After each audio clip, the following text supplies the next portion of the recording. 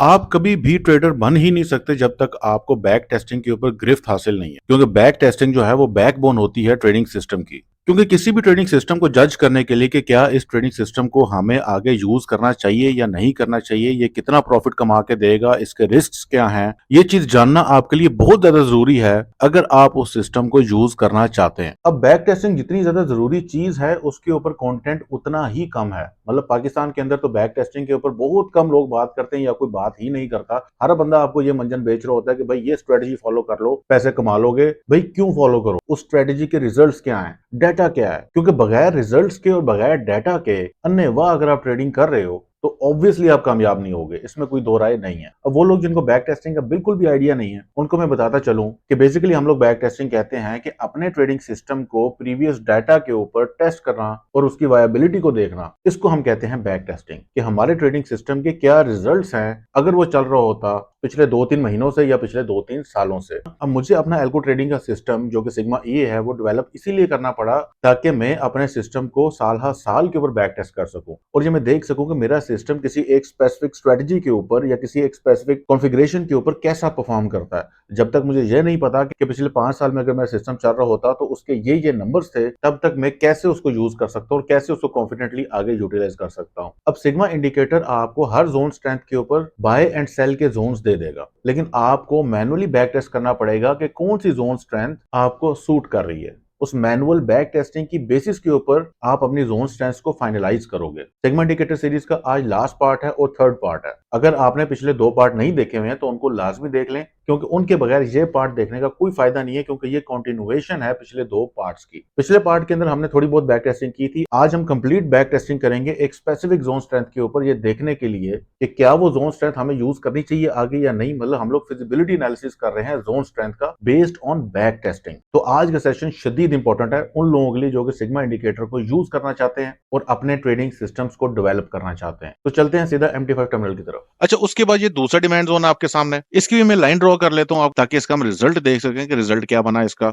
इस जोन की हम लोग जोन लेंथ एक दफा देख लेते हैं। ये तकरीबन बनती है आपकी 35 पिप्स। अभी मैं लाइन ड्रॉ कर लेता हूँ। ये जी मैंने इसकी प्रोक्सिमल लाइन ड्रॉ कर ली है। अब हम देख लेते हैं कि क्या ये ऑर्डर फुलफिल हुआ है या ये एक एक्टिव डिमांड जोन है। तो हम यहाँ पर देख लेते हैं। तो ये अभी ऑर्डर फुलफिल नहीं हुआ। ये वाली लाइन पिछले डिमांड जोन की है, ये ऊपर वाला जो है ये वाला डिमांड जोन अभी एक्टिव है और इसने फुलफिल होना है। अभी आपके सामने 3 सिग्नल्स जनरेट हुए हुए हैं, जो कि अगर ये वाली जोन स्ट्रेंथ हम लोग फाइनलाइज करते हैं तो उन तीनों सिग्नल्स को आप ले सकते हैं, जिसमें एक ये वाला डिमांड जोन है और ये ऊपर आपके सामने 2 सप्लाई लेवल्स नजर आ रहे हैं। अब जैसा कि मैंने आपसे पहले डिस्कस किया था कि अगर आपके पास एनफ बजट है तो आप इन दोनों सप्लाई लेवल्स को ले लें। अगर आपके पास बजट शॉर्ट है तो आप इन दोनों में से जो बेहतरीन सप्लाई लेवल होगा उसको आपने लेना है, अपने रूल्स पर एवेलुएट करके। अभी हमने रूल्स अप्लाई करने हैं, अभी हम जस्ट बैक टेस्टिंग कर रहे हैं जोन स्ट्रेंथ को फाइनलाइज करने के लिए। अब मजीद पीछे जाते हैं, यहाँ पर आप ये वाला डिमांड जोन देखेंगे, ये भी एक एक्टिव डिमांड जोन है और ये अभी फुलफिल नहीं हुआ। उसके बाद ये वाला सप्लाई लेवल आ गया। ये वाला सप्लाई लेवल भी एक विनिंग सप्लाई लेवल है, क्योंकि यहाँ पर आप देख सकते हैं कि ये ऑर्डर यहाँ पर फुलफिल हुआ और इसने टेक प्रॉफिट को हिट कर दिया। अभी तक हमने जितने भी जोन्स देखे हैं वो सारे के सारे ही विनिंग ट्रेड्स हैं। उनमें से अभी तक हम लोगों की एक ट्रेड भी लॉस नहीं हुई है इस जोन स्ट्रेंथ के ऊपर। उसके बाद इस सप्लाई लेवल को हम लोग देख लेते हैं।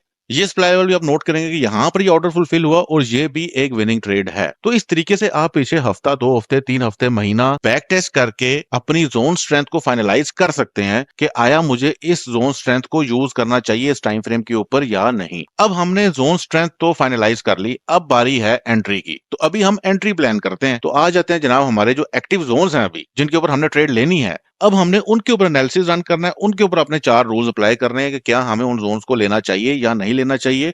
उसके बाद हमने उसको कोलैबोरेट करना है डेली टाइम फ्रेम के साथ, यानी कि अब जो मार्केट है वो क्लोज है इस डिमांड जोन के, ये वाला डिमांड जोन और ये वाला सप्लाई लेवल। अब हमने इन तीनों जोन्स को अपने रूल्स के ऊपर एवेलुएट करना है और अपने बजट और रिस्क एपिटाइट के लिहाज से हमने डिसाइड करना है कि क्या हमें 3/4 जोन को लेना चाहिए या 4/4 जोन को लेना चाहिए। फिर इसको हमने कोलैबोरेट करना है डेली टाइम फ्रेम के साथ। अभी चूंकि रील फॉर्मेट है तो यहाँ पर हम लोग मल्टीपल चार्ट्स में आपको नहीं दिखा सकता हूँ। आपने अपने टर्मिनल के ऊपर डेली टाइम फ्रेम भी ओपन रखना है। डेली टाइम फ्रेम के अंदर आपने डबल जोन स्ट्रेंथ यूज करनी है। तो मैं आपको एक दफा डेली टाइम फ्रेम भी ओपन करके दिखा देता हूँ। अब यहाँ पर आपके सामने ओपन हो चुका है daily time frame. 4 hour time frame के अंदर हमने जो जोन स्ट्रेंथ यूज की थी वो थी 500 की। डेली टाइम फ्रेम के अंदर हम लोग यूज कर लेंगे 1000 की। अच्छा, अब आपने इसको एज अ थंब रूल ले लेना है कि अगर 4 आवर के अंदर आपने 500 की जोन स्ट्रेंथ यूज की है तो उसी कॉम्बो के अंदर जो डेली टाइम फ्रेम है उसके अंदर आपने 1000 की जोन स्ट्रेंथ यूज कर लेनी है। यहाँ पे आपने इसको 0 कर दिया, इसको आपने ट्रू कर दिया, ओके।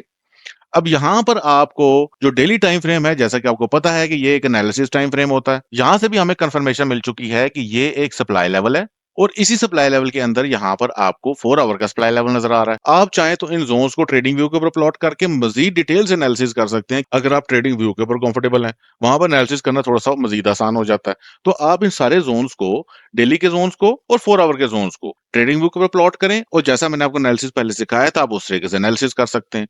तो चीजों को ओवरली कॉम्प्लिकेट ना किया करें, चीजों को सिंपल रखा करें। तो ये रहा आपका डेली टाइम फ्रेम। यहाँ पर अगर हम लोग नेस्टेड जोन्स को यूज करते हैं, यानी कि एक मनी मैनेजमेंट का जो सिस्टम है वो हम लोग कर चुके हैं, तो हमने क्या करना है कि हमारी एंट्री होगी 4 आवर टाइम फ्रेम के लिहाज से इधर, और जो हमारा स्टॉप लॉस प्लेस होगा वो डेली टाइम फ्रेम के लिहाज से प्लेस होगा 1.87910 के ऊपर, और जो हमारा टेक प्रॉफिट होगा वो 4 आवर टाइम फ्रेम के लिहाज से होगा। ये चीजें हम लोग बहुत डिटेल से पहले डिस्कस कर चुके हैं। तो अभी आपके सामने मैंने एक जोन स्ट्रेंथ को फाइनलाइज किया है एंट्री टाइम फ्रेम के अंदर, उसी को कोलैबोरेट किया हमने डेली टाइम फ्रेम के अंदर। तो अब इन पैरामीटर्स के ऊपर हम लोग अपनी ट्रेड्स ले सकते हैं, उनको बैक टेस्ट कर सकते हैं, उनके रिजल्ट्स को मॉनिटर कर सकते हैं।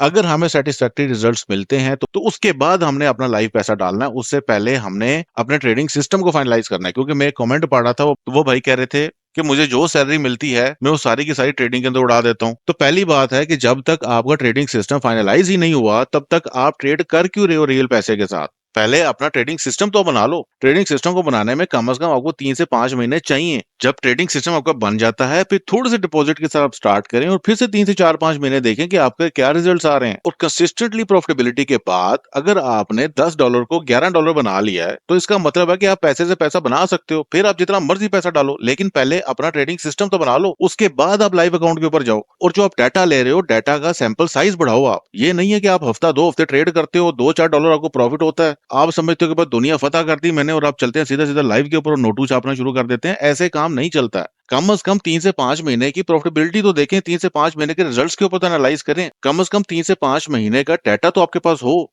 हफ्ता 2 हफ्ते तो माने ही नहीं रखता, माने तो इवन 3 से 5 महीने भी नहीं रखते हैं, लेकिन वो फिर भी थोड़ा सा एक डिसेंट सैंपल साइज है। तो इस तरीके से आप हमेशा पैसे गंवाते ही रहोगे, कभी भी प्रॉफिटेबल नहीं हो सकते। सवाल ही पैदा नहीं होता अगर आप हफ्ते 2 हफ्ते के बाद आस्तीने ऊपर चढ़ाते हो, सीधा मैदान के अंदर कूद जाते हो। तो खैर, ये तरीकाकार है किसी भी पेयर के ऊपर सिग्मा इंडिकेटर को यूज करने का, ट्रेड सेटअप्स बनाने का, ट्रेडिंग सिस्टम को डिजाइन करने का।